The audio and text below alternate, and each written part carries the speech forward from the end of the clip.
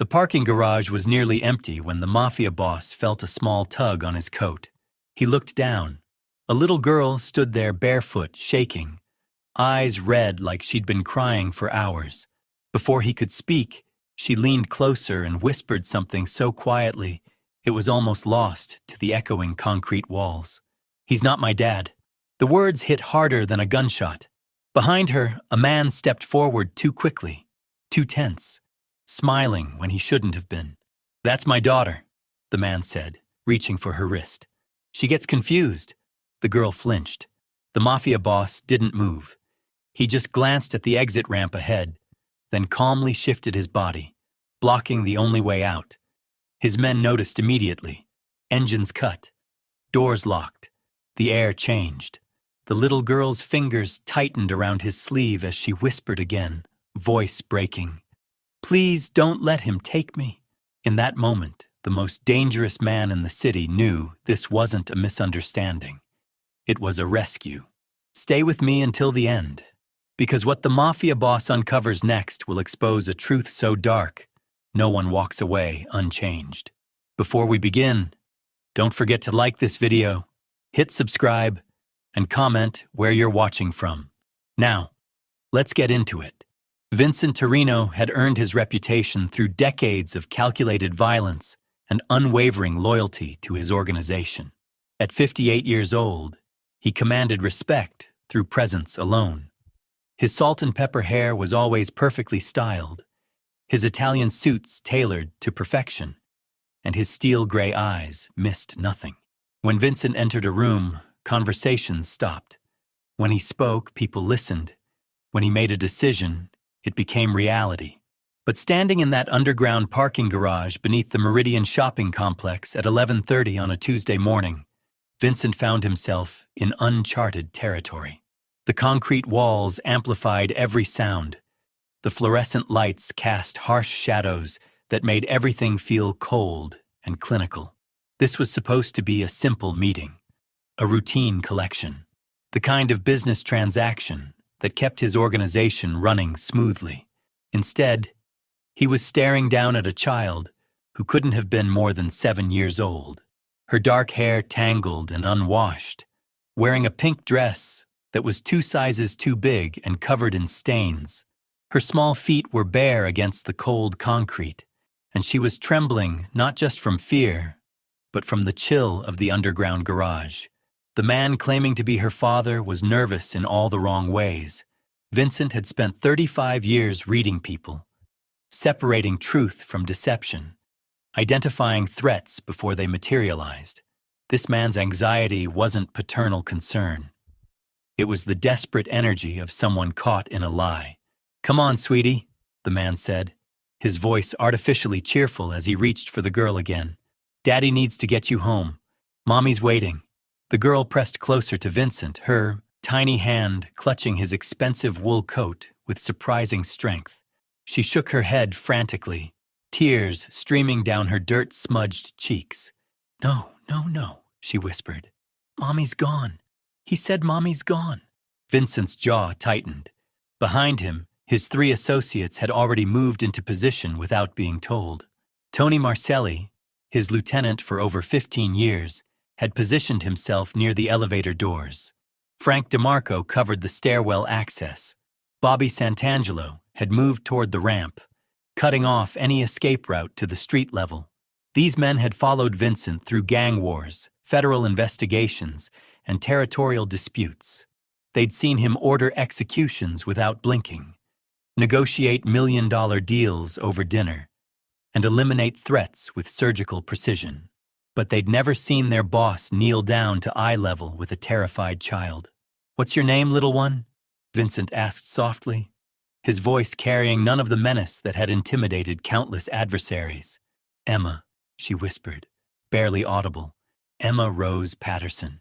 Vincent's eyes never left hers as he asked the next question. "Where do you live, Emma?" Before she could answer, the man stepped forward aggressively. "Listen here. This is my kid. And I don't know who you think you are, but you need to mind your own business. We're leaving now." Vincent stood slowly, his full 6'2" frame unfolding like a predator rising to meet a challenge. The temperature in the garage seemed to drop 10 degrees. When he turned to face the man, his expression was deadly calm. "I don't believe we've been introduced," Vincent said, his voice carrying the quiet authority that had commanded criminal enterprises across 3 states. "Vincent Torino. And you are?" The man's face went pale as recognition dawned. Everyone in the city knew that name. Vincent Torino wasn't just any organized crime figure.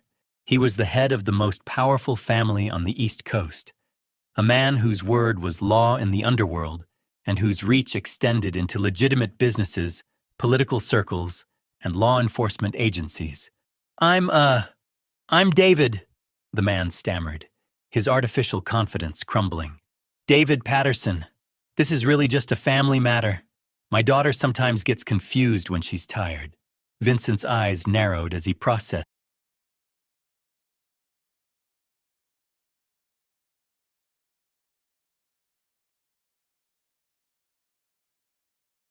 the inconsistency. The girl had said her name was Emma Rose Patterson, but something about this man's claim didn't add up.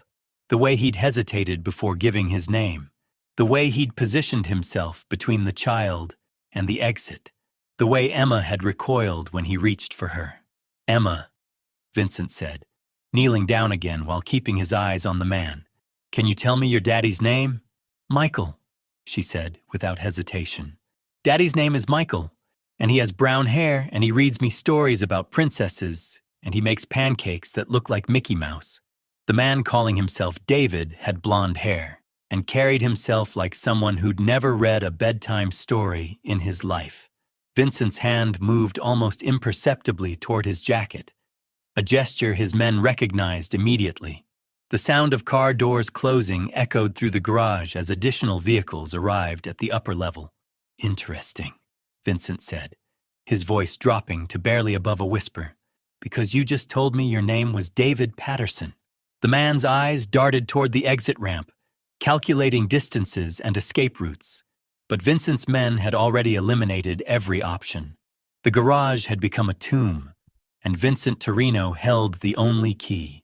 Emma tugged on Vincent's coat again, her small voice carrying a desperation that cut through the tension like a blade.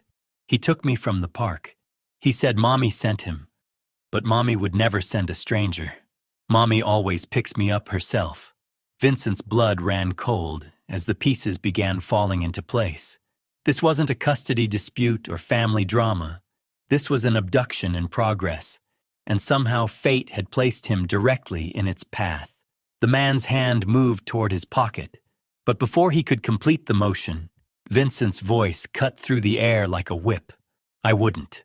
3 guns appeared simultaneously as Vincent's men responded to the implied threat. The man froze, his face now completely drained of color as he realized the magnitude of his situation.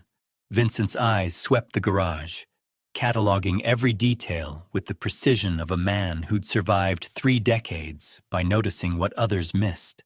The man's rental car had mud on the license plate, deliberately obscuring the numbers. His clothes were wrinkled like he'd slept in them. Most telling of all, his shoes were wrong. Expensive Italian leather, spotless and new, completely out of place with his disheveled appearance. Professional kidnappers didn't usually wear $1,000 shoes. "Tony," Vincent said without taking his eyes off the man. "Call Detective Morrison. Tell him we have a situation that requires immediate attention." Emma's grip on his coat tightened. "Are you really going to help me?" Vincent looked down at her, seeing something in those frightened eyes that reminded him of his own daughter at that age. Sophia had been Emma's size when she'd first called him daddy, when she'd trusted him to protect her from the monsters that lived in closets and under beds. Before leukemia took her away when she was only 9 years old. "Yes, little one," he said softly. "I'm going to help you." The man calling himself David was sweating now despite the cool temperature. "Look, there's been a misunderstanding here. I can explain everything. Maybe we can work something out." Vincent's expression didn't change. "I'm listening. The thing is, I was hired to pick her up. Her mother, she's in some trouble, owes money to some very dangerous people. She asked me to keep Emma safe until she could sort things out." It was a practiced lie delivered with just enough nervous energy to seem believable. But Vincent had heard thousands of lies over the years, and this one had the particular rhythm of someone who'd rehearsed it multiple times. Emma shook her head violently. That's not true. Mommy doesn't owe money to anybody. Mommy works at the hospital, and she saves people, and she would never send a stranger to get me. Vincent's phone buzzed.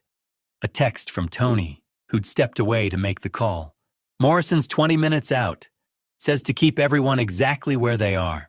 Detective Bill Morrison was one of the few honest cops left in the city. Someone Vincent respected, despite being on opposite sides of the law. More importantly, Morrison specialized in crimes against children and had a reputation for getting results. Here's what's going to happen, Vincent said, his voice carrying the calm authority that had negotiated peace between warring families and brokered deals worth millions. We're all going to wait right here until the police arrive. Then we're going to let them sort this out properly. The man's eyes darted again toward the exit ramp, but Bobby Santangelo had moved his black Escalade to completely block the narrow passage. Even if he somehow made it past Vincent's men, there was nowhere to run. I can't wait for police, the man said, desperation creeping into his voice. I have a schedule to keep. People are expecting me. Vincent stepped closer, close enough that the man could smell his expensive cologne and see the cold calculation in his steel-gray eyes. What people?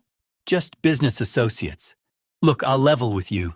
The kid's mother hired me to transport Emma to her grandmother's house in Albany. Family emergency. But the mother, she's paranoid about official channels, doesn't trust the system. Asked me to handle it quietly. Another lie. But this one revealed something important. Albany was 3 hours north, across state lines. If this man had succeeded in taking Emma out of the city, she would have disappeared into a network that could move her anywhere in the country. Emma pulled on Vincent's coat again. Grandma Janet lives in Florida, not Albany. She sends me postcards with flamingos on them. The man's story was falling apart piece by piece, but Vincent noticed something else. The way the man kept checking his watch, the increasing panic in his eyes, the way he'd mentioned people expecting him. This wasn't a lone wolf operation. Someone was coordinating this, and that someone was probably wondering why their courier was late. Frank DeMarco approached from the stairwell, his expression grim. Boss, we've got movement upstairs. 2 black SUVs just pulled into the main lot. Tinted windows, out-of-state plates. Vincent's blood chilled. The coordination, the timing, the professional execution. This wasn't a random abduction.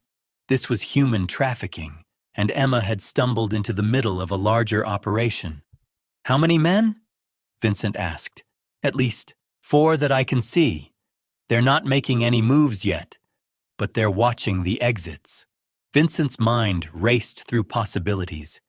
His men were skilled and armed, but they were outnumbered and trapped in an underground garage with limited escape routes. More importantly, they had a 7-year-old child to protect, which changed every tactical calculation. The man was watching this exchange with growing terror, finally understanding that he'd walked into something far more dangerous than he'd bargained for. Listen, I can make this go away. 1 phone call and those guys upstairs disappear, but I need to take the girl with me. Vincent's laugh was cold as winter steel. You're not taking her anywhere. Emma looked up at him with absolute trust, the kind of faith that children reserved for parents and heroes and people who made them feel safe when the world turned dark. What's going to happen to me? Vincent knelt down again, bringing himself to her eye level.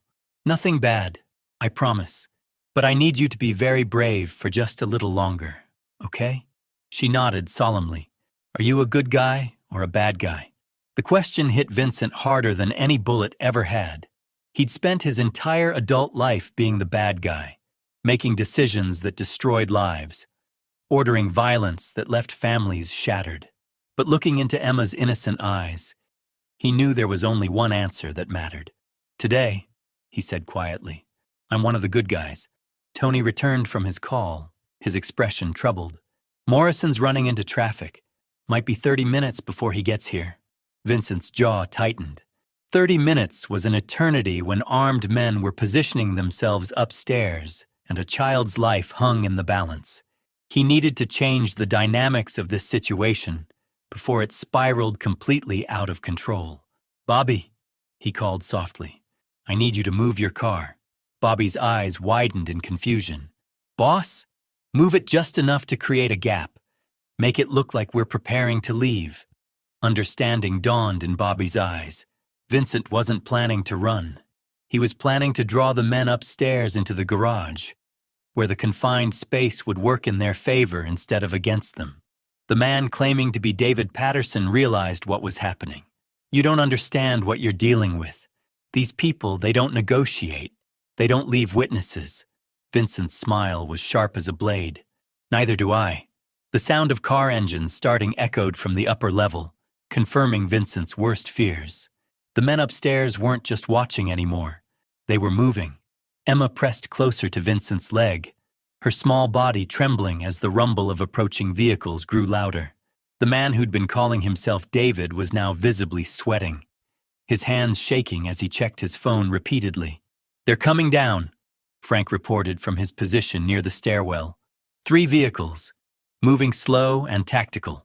Vincent's mind calculated angles and advantages with the cold precision that had kept him alive for 3 decades. The garage's layout worked both for and against them. Limited escape routes meant they were trapped, but it also meant the approaching vehicles would have to funnel through narrow passages, eliminating their numerical advantage. "Tony, kill the lights," Vincent ordered quietly. The garage plunged into near darkness, broken only by the emergency lighting that cast eerie shadows across the concrete pillars. Emma whimpered softly, and Vincent placed a reassuring hand on her shoulder. "It's okay, little one. We're just evening the odds." The first black SUV emerged from the ramp, its headlights cutting through the darkness like searchlights. Vincent could see armed figures through the tinted windshield, professional operators who moved with military precision. The man beside them was now openly panicking. "You don't understand," he hissed. "These aren't just criminals. They're part of something bigger, international. They have resources, connections, people in law enforcement." Vincent's eyes never left the approaching vehicles. "So do I." The lead SUV stopped 50 feet away, its engine idling ominously in the confined space. For a long moment, nothing happened. Then a car door opened, and a figure stepped out. Even in the dim light, Vincent could see this wasn't some street-level thug. The man was well-dressed, moved with confidence, and carried himself like someone accustomed to command. When he spoke, his accent was faintly European, cultured but with an edge of steel. "Mr. Torino," the man called out, his voice echoing off the concrete walls. "I believe there's been a misunderstanding. We're simply here to collect what belongs to us." Vincent's blood turned to ice. Emma wasn't just a random abduction victim. She was merchandise to these people, property to be bought, sold, and transported across international borders. "Nothing here belongs to you," Vincent replied, his voice carrying across the garage with deadly calm. The man stepped forward slightly, still keeping his distance but making his presence known. "The child was purchased and paid for. We have documentation, contracts, legal arrangements. This is simply a business transaction." Emma's grip on Vincent's coat tightened to the point where her knuckles were white. She understood enough to know these men were talking about her like she was an object, a commodity to be traded. "Purchased from whom?" Vincent asked, though he suspected he already knew the answer. "Her mother, naturally. Maria Patterson, a nurse at St. Mary's Hospital who found herself in significant debt to some very unforgiving creditors. She made a choice to settle that debt in the most practical way available." Vincent felt Emma's small body go rigid against his leg. The child's whispered no was barely audible, but it carried the weight of a world collapsing. The man claiming to be David Patterson finally found his voice. "Look, I was just supposed to transport her. I don't know anything about sales or contracts. I was told this was temporary, just until her mother could pay back what she owed." The European man's laugh was cold and mechanical. Mr. Patterson, you were told what you needed to be told to ensure compliance. Nothing more. Vincent's jaw clenched as the full scope of the operation became clear. Emma's mother hadn't hired anyone to protect her daughter. She'd sold her to human traffickers to pay off debts, probably gambling or drugs. The fake David Patterson was just a courier, hired to move Emma from point A to point B without asking questions. How many others? Vincent asked quietly. I beg your pardon? How many other children have you purchased? How many families have you destroyed? The European man's smile was barely visible in the dim light, but Vincent could hear it in his voice. Mr. Torino, you're a businessman. You understand supply and demand, market forces, profit margins. We provide a service to people who find themselves in impossible situations. Everyone benefits. Vincent's hand moved slowly toward his jacket, a motion his men recognized and mirrored. The air in the garage became electric with tension. Everyone except the children. The children are well cared for. They're placed in homes with families who desperately want them, who can provide opportunities their birth parents never could. It's really quite humanitarian when you consider the alternatives. Emma's whispered voice cut through the lies like a knife. I want my mommy. The simple statement, spoken with the heartbreaking honesty of a 7-year-old, shattered any pretense of legitimacy the operation might have claimed. Vincent looked down at her, seeing not just Emma but every child who'd been stolen, sold, and shipped across borders like cargo. Mr. Torino, the European man continued, his patience beginning to show cracks. You're interfering with a legal business transaction. I suggest you step aside and allow us to complete our arrangements. Vincent's response was delivered with the quiet menace that had terrified criminal organizations across 3 states. I suggest you get back in your vehicles and drive away, while you still can. The man's composure finally slipped. You're outnumbered and outgunned. You have nowhere to run and no backup coming. Be reasonable. Vincent's smile was sharp enough to cut glass. You clearly don't know who you're dealing with. As if summoned by his words, the sound of additional vehicles echoed from the upper levels. Heavy engines, multiple units, moving with purpose and coordination. The European man's head snapped toward the sound, confusion replacing confidence. Expecting someone? Vincent asked casually. Detective Morrison's voice crackled through a megaphone from somewhere above. This is the NYPD. The building is surrounded. All vehicles in the parking garage are to remain stationary. The European man's face went white as he realized the trap he'd walked into. Vincent Torino hadn't just been protecting one child. He'd been buying time for law enforcement to position themselves for a coordinated takedown of an international trafficking operation. Frank DeMarco appeared from the stairwell, no longer hiding his position. Boss, Morrison's got 20 officers up there, plus federal agents. Looks like this became a joint task force operation real quick. Vincent knelt down beside Emma, whose eyes were wide with a mixture of fear and amazement. Remember when you asked if I was a good guy or a bad guy? She nodded solemnly. Sometimes being a good guy means knowing the right bad guys to call. The European man was now speaking rapidly into a phone, trying to coordinate an escape that was no longer possible. His carefully planned operation had collapsed the moment Vincent Torino decided to block that exit ramp. You set us up, the fake David Patterson said, his voice filled with disbelief.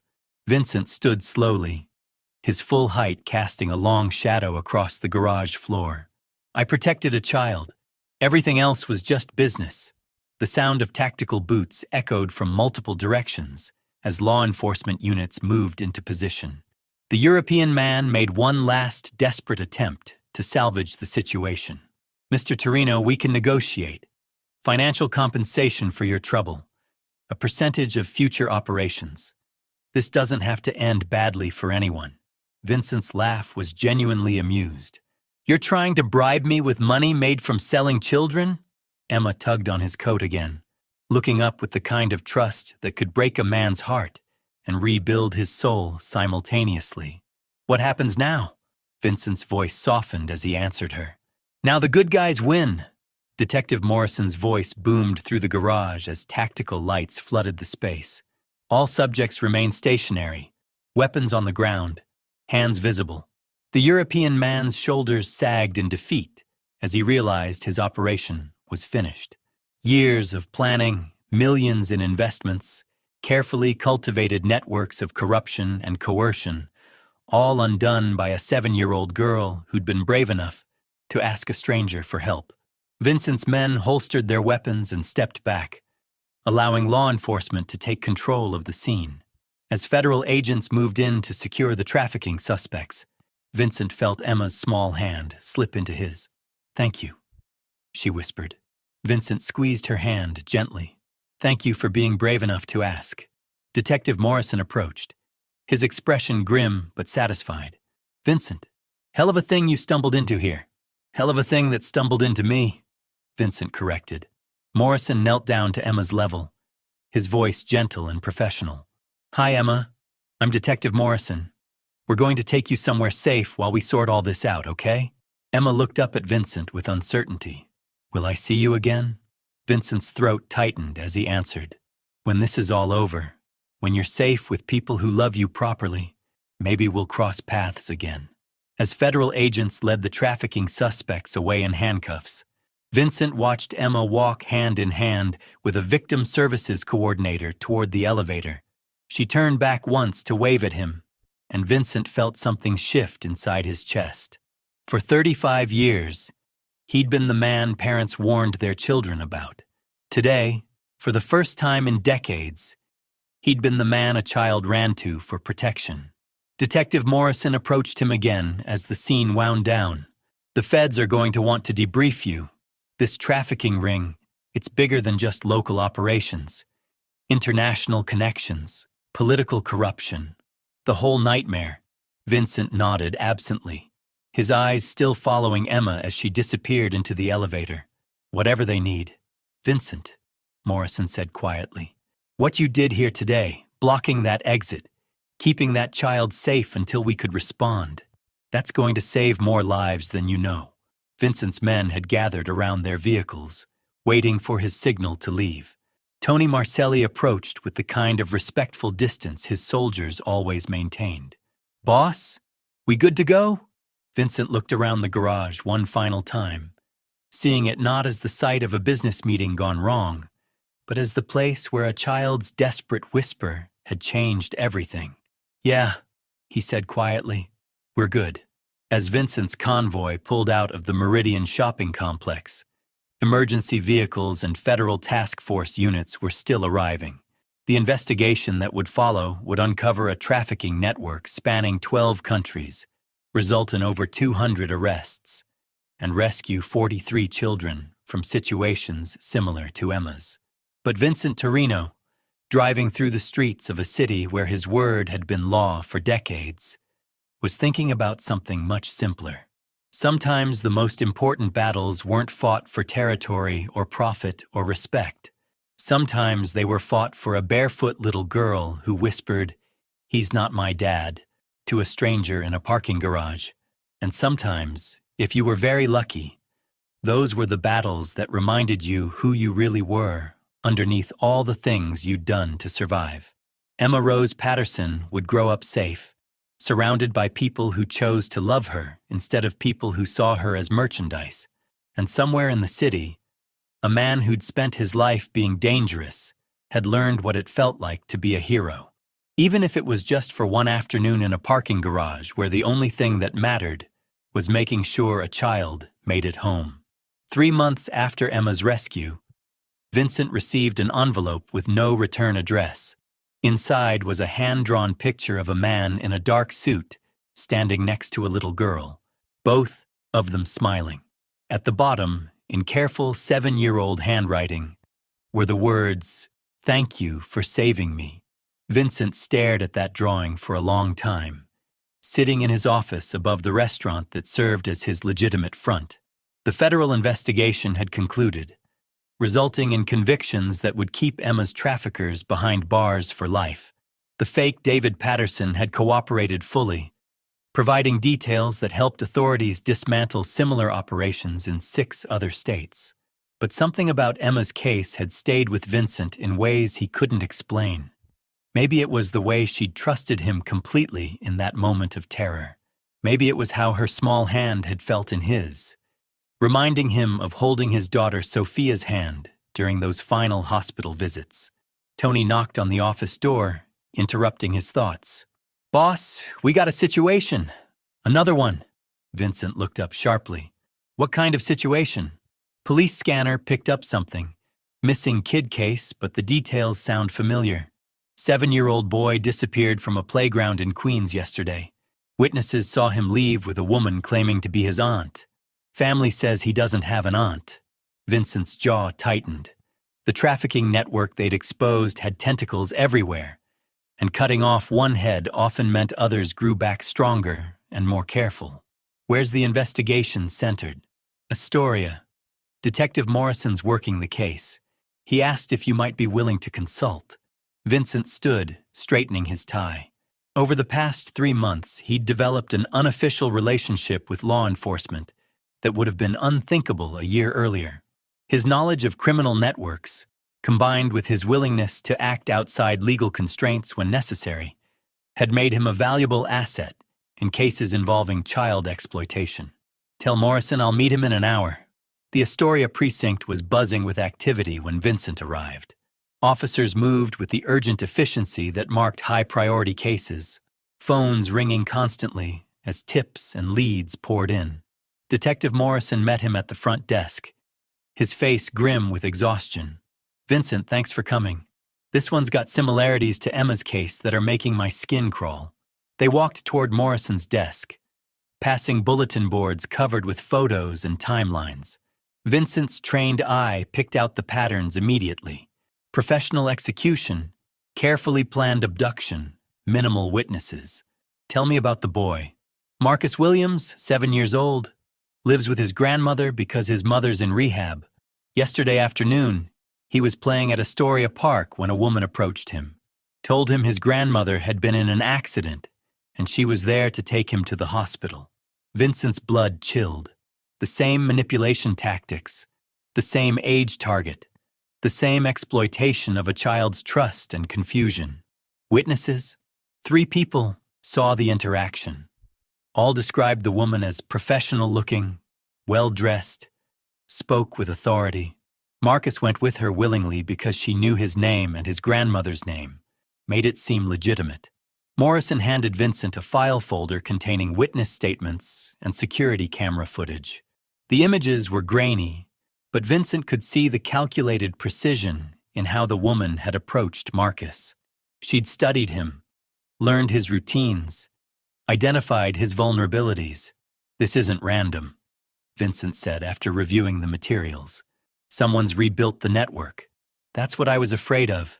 The federal task force shut down the international connections, but the local infrastructure might have survived. Different players? Same methods. Vincent's phone buzzed with a text from Frank DeMarco. "Boss, got something you need to see. Meet me at the warehouse district, Pier 47. Vincent showed the message to Morrison. "My people might have found something. You want to come along?" Morrison nodded grimly. "Let's go bring this kid home. Sometimes a single moment changes everything." Vincent Torino had built an empire on fear and violence, but 3 whispered words from a terrified child transformed the most dangerous man in the city into something he never thought he'd be again: a protector. Emma's rescue exposed an international trafficking network and saved dozens of children. But more than that, it proved that heroes can emerge from the darkest places when someone has the courage to ask for help and someone else has the courage to answer.